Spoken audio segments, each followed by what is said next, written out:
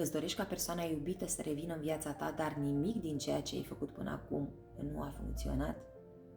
De cele mai multe ori, nu dorința este problema, ci locul din care tu manifesti, din care tu gândești. Pentru că atunci când mintea se întoarce constant în trecut, la ce a fost, la ce s-a spus, la ce ai pierdut, subconștientul tău rămâne blocat acolo. Iar ceea ce gândești predominant devine realitatea ta.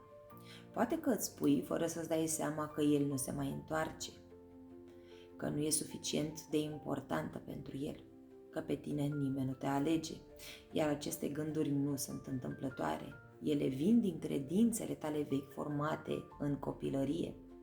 Atâta timp cât aceste credințe sunt active, ele te țin legate de trecut, chiar dacă tu îți dorești un viitor.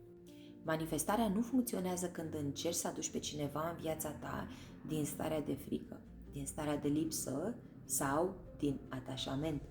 Funcționează atunci când gândurile tale predominante se schimbă, când începi să lucrezi la rădăcina credințelor tale limitative, la conceptul de sine, la schimbarea identității tale din care ai manifestat situații neplăcute și la felul în care te raportezi la iubire.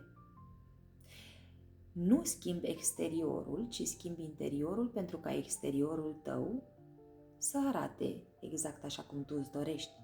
Iar dacă nu știi cum să lucrezi și ai nevoie de ajutor, îmi poți lăsa un mesaj în privat cu vreau și îți voi da mai multe explicații sau vom programa un apel video de cunoaștere al situației, iar dacă rezonăm să lucrăm împreună, îți voi spune și detaliile de înscriere în acel program.